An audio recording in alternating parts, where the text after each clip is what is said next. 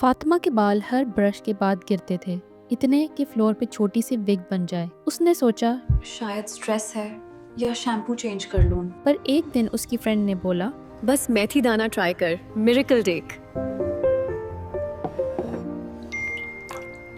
और यहीं से उसकी हेयर ट्रांसफॉर्मेशन की कहानी शुरू हुई। मेथी सीड्स में होते हैं निकोटिनिक एसिड और प्रोटीन जो हेयर फॉल कम करते हैं। इसमें आयरन और लेसिथिन होता है जो स्काल्प को नरिश करता है और हेयर रूट्स को मजबूत बनाता है। रेगुलर यूज से डैंड्रफ रिड्यूस होता है और हेयर और शाइनी होते हैं। ये एक नेचुरल कंडीशनर भी है, केमिकल ट्रीटेड ऑयल्स से कहीं बेहतर। तो चलिए बात करते हैं कि इसको बनाते कैसे हैं।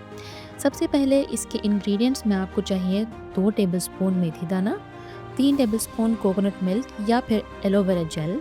सबसे पहले आपने मेथी दाने को रात भर पानी में भिगो कर रखना है। सुबह उसको ब्लेंडर में ग्राइंड करके एक स्मूथ पेस्ट बना लेना है। इसी मिक्सचर में कोकोनट मिल्क या एलोवेरा जेल मिलाना है।